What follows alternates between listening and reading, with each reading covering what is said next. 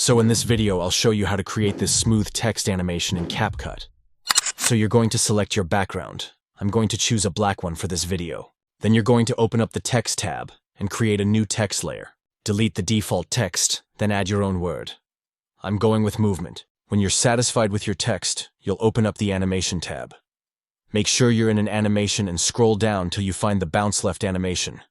Then you'll select it. Then increase the duration to your like, but 2 seconds is preferred. See? Then select your 2 layer and create a compound clip. Select the compound clip, then go to the video tab. Once select, scroll down until you see motion blur. Click the motion blur, then adjust the settings.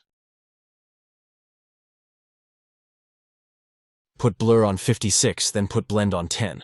Then wait for the clip to finish processing, and then you've got your smooth text animation. Thanks for watching. If you want more CapCut editing tutorials, leave a comment and